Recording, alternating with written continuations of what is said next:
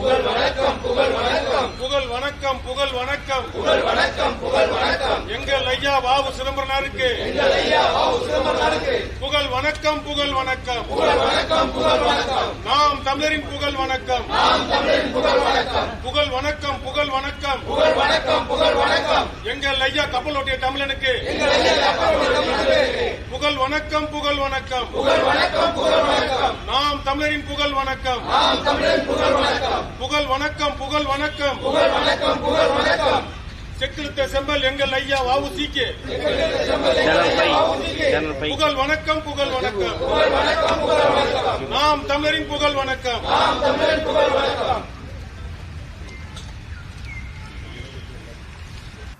எண்ணற்ற புரட்சியாளர்கள் கிளர்ந்து எழுந்து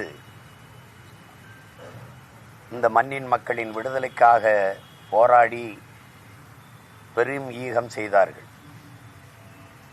அதிலே மிகவும் மிகவும் குறிப்பிடத்தக்க விடுதலை போராட்ட வீரர். இப்படி ஒரு மனிதன் தன் நாட்டு விடுதலைக்காக தியாகம் செய்திருப்பாரா என்று படிக்கிற எல்லோருடைய உள்ளமும் பதறுகிற அளவிற்கு அளப்பரிய தியாகத்தை இந்த மண்ணின் விடுதலைக்காக செய்ய மகத்தான ஒரு மகன்தான் எங்களுடைய பெரும்பாட்டனார் கப்பலோட்டிய தமிழன் செக்கிழுத்த செம்மல் வாவு சிதம்பரனார் அவர்கள். மாடுகள் கூட இழுக்க திணறுகிற செக்கை இந்த மண்ணின் மக்களின் விடுதலைக்காக ஒரு மனிதன், ஒற்றை மனிதன் இழுத்தார் என்பது இன்றைய தலைமுறையில் நம்ப மறுக்கக்கூடிய ஒன்றாக இருக்கும். ஆனால் அதற்கு சான்றாக இன்றும் கோவை சிறையிலே எங்களுடைய பாட்டனார் இழுத்த செக்கு, அதே செக்கு நினைவாக வைக்கப்பட்டிருக்கிறது. ஒரு மிகப்பெரிய செல்வந்தர், தன்னுடைய தாத்தா, தன்னுடைய அப்பாவினுடைய தந்தை வழக்கறிஞர், அப்பா வழக்கறிஞர், தானும் வழக்கறிஞர். அன்றைக்கு ஒரு முறை நேர் நிற்பதற்கு பெரிய தொகை, 50,000 அன்றைக்கு பணம், அவ்வளவு தொகையை பெறக்கூடிய அளவிற்கு செல்வாக்கு பெற்ற வழக்கறிஞர்கள் எல்லா செல்வத்தையும் விட்டு இந்த நாட்டுக்காக உழைத்தவர். இந்த மண்ணின் மக்களின் மானம் காக்கப்பட வேண்டும் என்பதற்காக தன்மான கப்பல், சுதேசி கப்பல் ஓட்டிய பெருமகன். நாங்கள் இன்று பேசுகிற தமிழ் நேசன், இந்த தமிழ் தேச அரசியலை அன்று தமிழ் நேசன் என்று இதழ் நடத்தி இன்றைய தலைமுறை பிள்ளைகளின் இதயங்களிலெல்லாம் விதைத்த பெருந்தகை எங்களுடைய பாட்டனார் வாவு சிதம்பரனார் அவர்கள். அப்படிப்பட்ட மகன் கொண்டிருந்த கனவு மிகவும் புனிதமானது. தூய உள்ளத்தோடு உண்மையும் நேர்மையுமாக இந்த மக்களுக்காக உழைத்த பெரும் மிகப்பெரிய தலைவர். அவர் சிறையில் இருந்து 47 ஆண்டுகள் அவருக்கு சிறை தண்டனை விதித்தது. வாழ்நாள் முழுக்க அந்த சிறை தண்டனை பின்மாடி குறைக்கப்பட்டு விடுதலையாகி வரும்போது அவரை வரவேற்க ஒருவர் கூட போகவில்லை, அவருடைய அருமை நண்பர் சுப்பிரமணியம் சிவாவை தவிர என்பது வரலாற்றில் பழிதோய்ந்த ஒரு துயரம்தான் அது.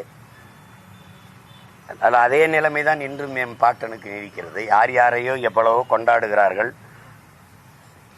நினைச்சு பார்க்கும்போது இந்த நிலையில் தன் பிள்ளைகளை விட்டுவிட்டு செல்லவா என் முன்னோர்கள் செக்கிழுத்தார்கள், தூக்கில் தொங்கினார்கள், சிறைப்பட்டார்கள், ரத்தம் சிந்தி வதைப்பட்டு செத்தார்கள் என்று நினைக்கும் போது மிகுந்த மன துயரம் வருகிறது. இப்படி ஒரு கேடுகட்ட பணநாயக கூட்டம், இப்படி ஒரு கொள்ளை கூட்டத்துக்கிட்ட இந்த காலகட்டத்தில் இன்னைக்கு இருக்கிற நிலையை பார்க்கும்போது எங்களுக்கு இருக்கிற கடைசி உரிமை வாக்கு தான், அதையும் பறிக்குது. அதை போராடி பெற வேண்டிய ஒரு நிலைமைக்கு எங்களை தள்ளி நிறுத்தி இருக்குது இந்த நாடு. இப்படிப்பட்ட ஒரு கேடுகட்ட பணநாயக காலத்தில் மாண்புமிக்க ஜனநாயகத்தை போராடி பெற்று தந்தார்கள் எங்கள் முன்னோர்கள். 89 ஆண்டு ஆயிடுச்சு அவர் மறைந்து. இன்றைக்கு போக போக கல்வி அறிவு பெற்று வளரும்போது அடுத்தடுத்த தலைமுறைகள் மிகச்சிறப்பாக இந்த நாட்டை நிர்வகித்து கொண்டு போவார்கள் என்றுதான் அவர்கள் நினைத்தார்கள். ஆனால் இன்று பார்க்கிற போது எது ஒன்றும் அவ்வளவு கடினமாக இருக்குது. அன்றாட வாழ்க்கைக்கு கல்வி கற்பது, மருத்துவம் பெறுவது, வேலை வாய்ப்பை பெறுவது, பசியோடு 28 விழுக்காடு மக்கள் இரவு உறங்க போகிறார்கள். பல கோடிக்கணக்கான பச்சிலை குழந்தைகள் பசியோடு தூங்க போகிறார்கள். அடிமை இந்தியாவில் பகத்சிங் முன்வைக்கிறான் முழக்கத்தை. கல்விக்கு இயங்காத மாணவன், வேலைக்கு அலையாத இளைஞன், பாலுக்கலாத குழந்தை, இதுதான் என் கனவு இந்தியான்னு. விடுதலை பெற்று 79 ஆண்டு ஆக போது இன்னும் அதே முழக்கம் அப்படியே இருக்கு. அது ஒன்றும் நிறைவு செய்யப்பட்டதா தெரியல. எங்களுடைய முன்னவர், எங்களுடைய போற்றுதற்கும் வணக்கத்திற்கும் எங்கள் பாட்டனார், செக்கிழுத்த செம்மல் கப்பல் ஓட்டிய தமிழன் வ.உ. சிதம்பரனார் அவர்கள் கொண்டிருந்த கனவு என்பது நாடும் மக்களும் நன்றாக இருக்கணுங்கிறதா, பெருமைப்பட வாழணுங்கிறதா, வறுமை ஏழ்மை ஒழிந்து நல்ல கல்வி அறிவு பெற்று அறிவார்ந்த சமூகமாக அதற்கான வேலையை பெற்று உரிய சம்பளத்தை பெற்று உயர்ந்து சிறந்து வாழ வேண்டும் என்பதுதான்.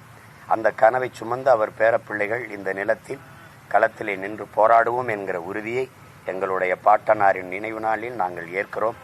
அவருடைய வழியே வருகிற வீர மானத்தமிழ் பிள்ளைகள் பெருமிதத்தோடும் திமிரோடும் எங்கள் பாட்டனாருக்கு எங்கள் புகழ் வணக்கத்தை செலுத்துகிறோம்.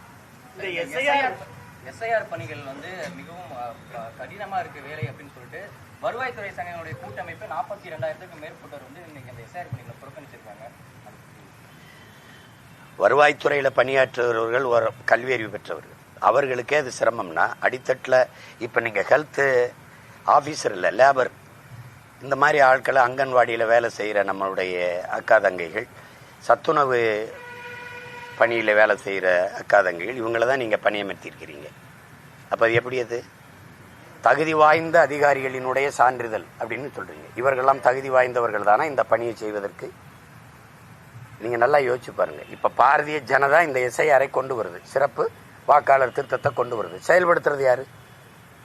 நீங்கள் இப்போ ஜிஏடியூவில் இருந்து அவங்கெல்லாம் நாங்கள் பணி செய்ய வரலை, எங்களுக்கு அவங்க 10 கோரிக்கையை வைக்கிறாங்க.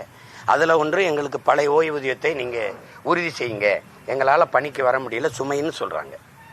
நீங்கள் இந்த கோரிக்கையிலெல்லாம் புறந்தள்ளிட்டு வேலைக்கு வரலைங்கிறதுக்காக உடனே தலைமைச் செயலாளர் நீ வரலைன்னா உன் ஊதியத்தை துண்டிப்பேன் அப்படின்னா, இப்போ யார் இதை கடுமையாக திணிச்சு இந்த எஸ்ஐஆரை செயல்படுத்துறது யாரு? யாருன்னு சொல்லுங்கள்.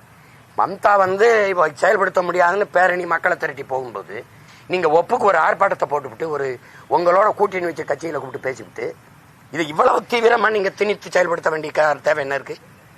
இப்போ நீங்கள் பிஎல்ஓ ஆஃபீஸர் அது போட்டி இல்லை, பூத் லெவல் ஆஃபீஸரை போட்டி இல்லை, அவன் பண்ணி தானே. உங்கள் கட்சிக்காரனுக்கு என்ன வேலை? என்ன வேலை? உங்கள் கட்சிக்காரருக்கு கூட போகிறாங்க, உங்கள் மாமன்ற உறுப்பினர்கள், உங்கள் மாவட்ட செயலாளர், உங்கள் கட்சிக்காரங்களுக்கு அங்கே என்ன வேலை? என்ன வேலை?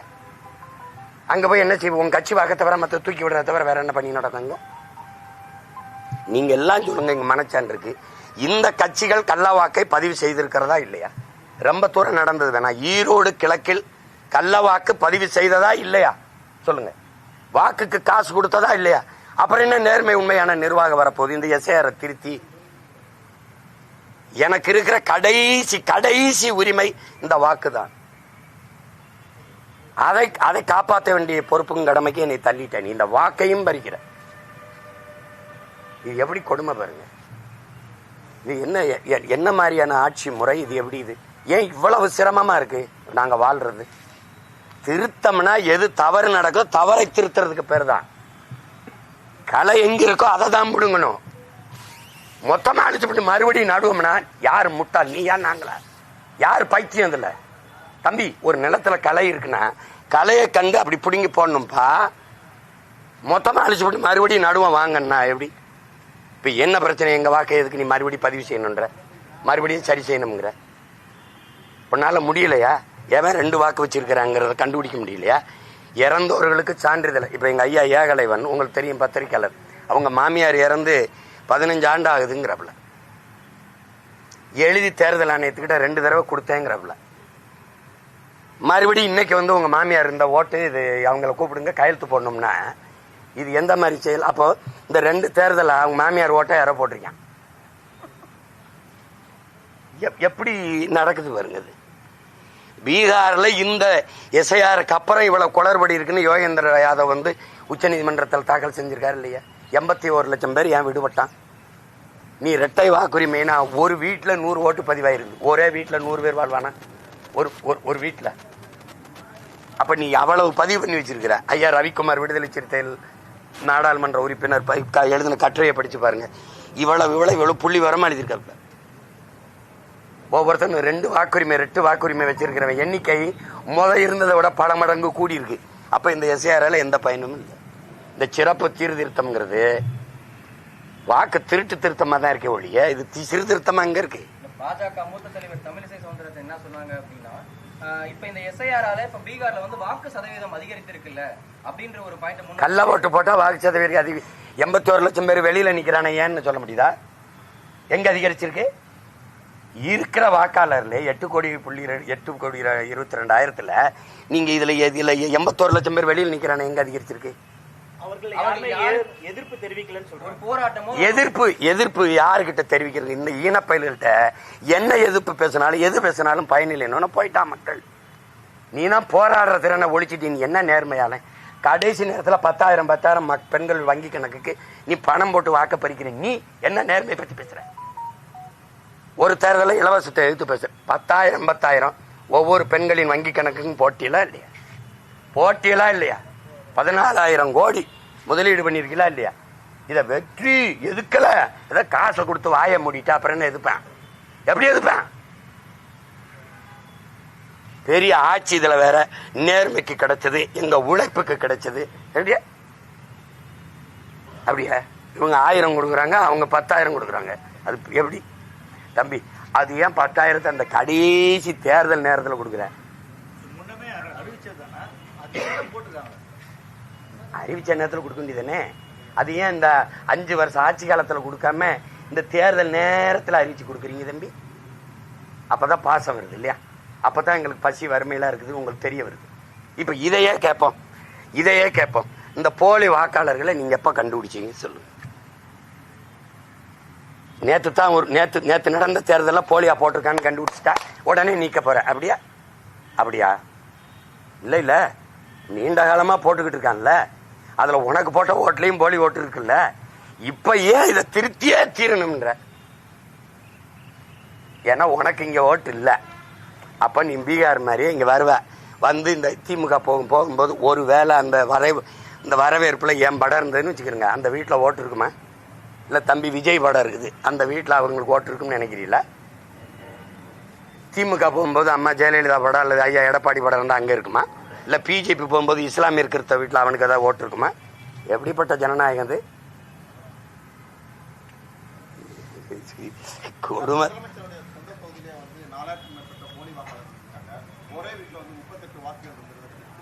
அவ்வளவு நேர்மையானவர்கள் அந்த வெற்றி செல்லாதுன்னு அறிவிக்க வேண்டியது என்ன பண்ணீங்க? கோமால படுத்திருந்தீங்களா? அப்படி கொஞ்சம் குழாவும் போது வந்து காசு வெளியிடும் போது கூப்பிட்டு கையை பிடிச்சி பேசும்போது விஷயம்போதெல்லாம் நீங்க கள்ள ஓட்டு போட்டு 4,500 ஓட்டு ஜெயிச்சிருக்கீங்க, போலி வாக்கல, அதெல்லாம் பேசல தம்பி. முடிஞ்சு போச்சு. இங்க பிப்ரவரி 10ஆம் தேதி தேர்தல் அறிவிக்க போற, 2 மாசம் இருக்கு. அவர் 5 வருஷம் இருந்துட்டு அவ்வளவு முதலமைச்சரா. இப்ப வந்து போலி வாக்காளர்களை கண்டுபிடிக்கிறீங்க. கொளத்தூர்ல மட்டும்தான் போலி வாக்காளர் இருக்கானா? மற்ற தொகுதியெல்லாம் இல்ல.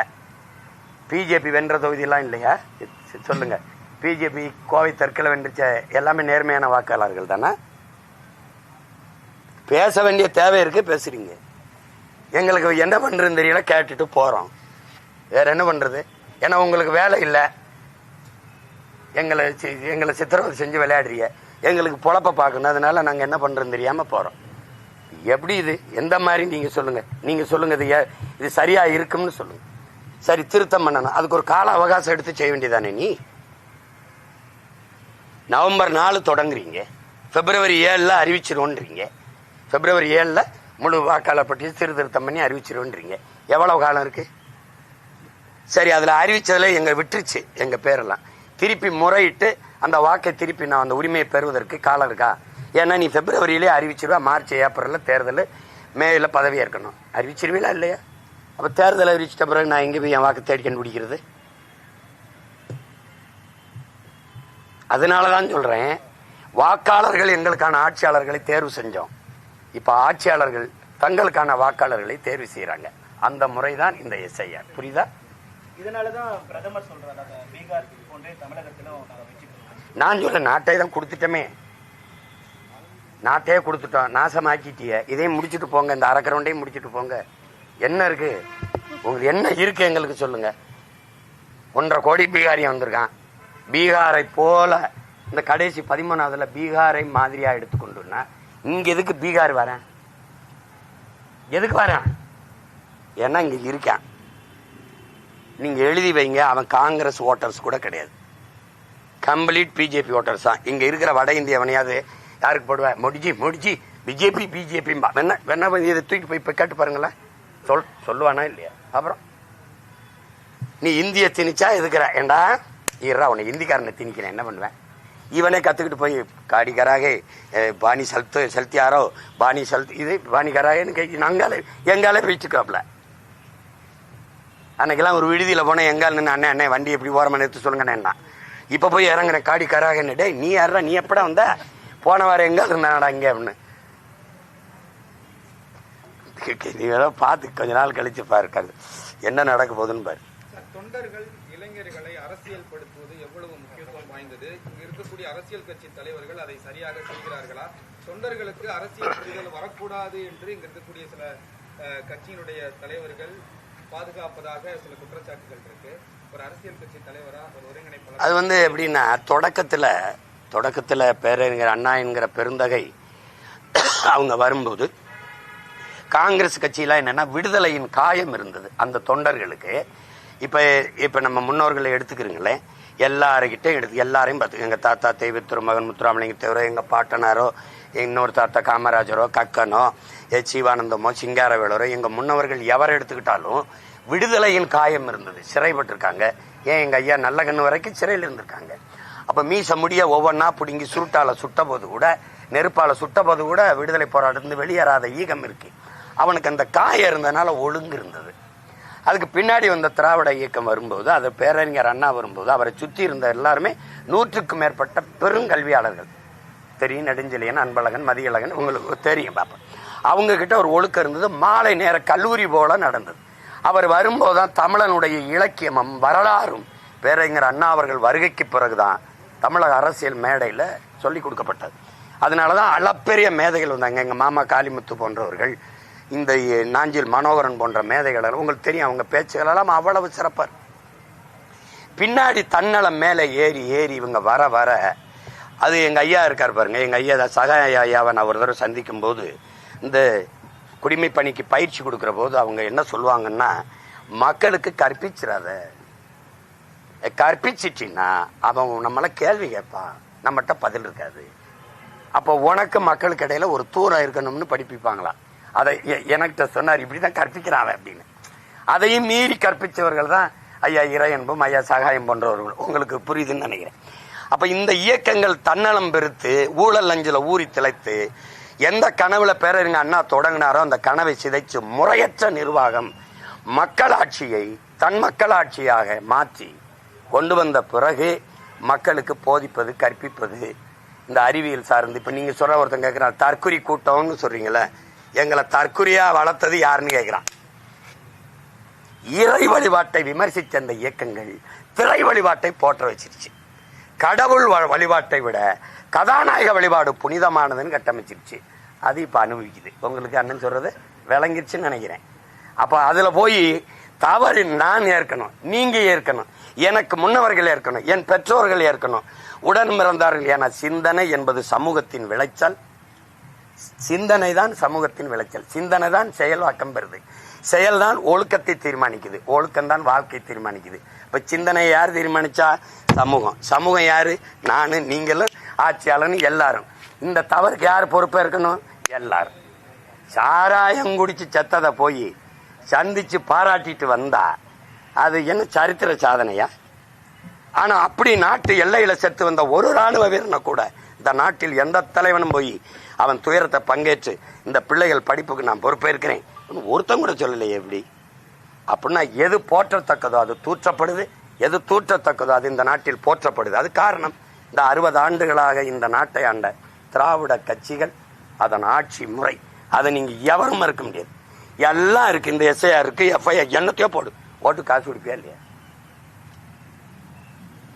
இருப்பியா இல்லையா? இப்ப மோடி செஞ்சார்ல 10,000 போட்டார்ல பீகார்ல, நம்மால் 15,000 போடுறது கூட வாய்ப்பு இருக்கு. இருக்கா இல்லையா? இருக்கு. அதனால நம்ம அம்மாட்டெல்லாம் சொன்ன வங்கியில கணக்கு ஆரம்பிச்சு வச்சுக்கணும். என்ன தெரியும் நடக்கும்பா.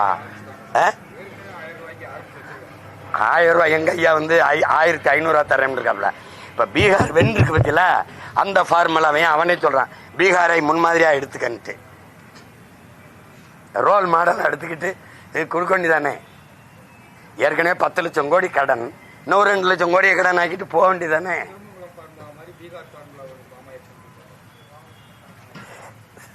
திருட்டுமங்கலம் ஃபார்முலான்னு அதுக்கு ஏன் அந்த ஊர் பேரை கெடுக்கிற? திருமங்கலம் ஃபார்முலான்னு சொல்லாத, அது ஒரு ஏதோ ஒரு கோஷ்டியில் ஆயிடுச்சு. அன்னைக்கு காங்கிரஸ் காசு கொடுக்குது, அண்ணா அவர்கள் தோத்துறாங்க. அப்போ அரையனா இந்த 50 காசு ₹1 அப்படி கொடுக்கறதுலயே அப்பவே பேசுறாரு, ஓட்டுக்கு எதற்காக இந்த காங்கிரசார் காசு கொடுப்பானேன், காசை கொடுத்து விட்டு 7 கடல் தாண்டி 7 மலை தாண்டி அங்கிருக்கிற வெங்கடாசலபதியை துணைக்கு எதுக்கு அழைத்து வருவானேன், அந்த படத்தில் அடித்து எதுக்கு சத்தியம் வாங்குவானேன், இதற்கு பதில் வைத்திருக்கிறார்களா இந்த காங்கிரசார் அப்படின்னு பேசுறது இருக்கு. ₹2 கொடுத்ததுக்கு அந்த பேச்சு பேசிருக்காப்ல. இப்ப அவர் பிள்ளைங்க 2000 டெவலப்மெண்ட்ல வருது. இதெல்லாம் டெவலப்ல வருது. அவர் தான் சொல்றாரு, சாராயம் வித்த காசு அதுல அரச நடத்துறது குஷ்டரோகியில் இருக்க வெண்ணெய்க்கு சமம்டான்னு. அண்ணா சொன்ன அந்த வெண்ணெயத்தான் அவர் பேர சொல்லி கட்சி நடத்துற பிள்ளைகள் விரும்பி விரும்பி சாப்பிடுது. புரியுதுன்னு நினைக்கிறேன். கோயில்ல ஒரு அர்ச்சகர் வந்து உள்ளத்திலும் கோயிலையும் தாமரை மலர வேண்டும், சேகர் பாபு கடுமையா கண்டனம். அர்ச்சகர் வரைக்கும் தண்ணியிலே மலர்றது இல்ல, எங்க ஊர்ல வெங்காய தாமரை தான் மலருது. அவர் ஆசைப்படுறாரு, என்ன பண்றது? அவர் துறை தானே, அறநிலைத்துறை, அவர் மேல நடவடிக்கை எடுக்க வேண்டியதானே. நடவடிக்கை எடுத்த கடுமையான பாஜக களத்துல இறங்கணும் தமிழிசை மிரட்டுறாங்க. நாங்க நடவடிக்கைக்கு ஆதரவா இறங்குவோம். எப்படி இருக்கும்? நல்லா இருக்குல்ல?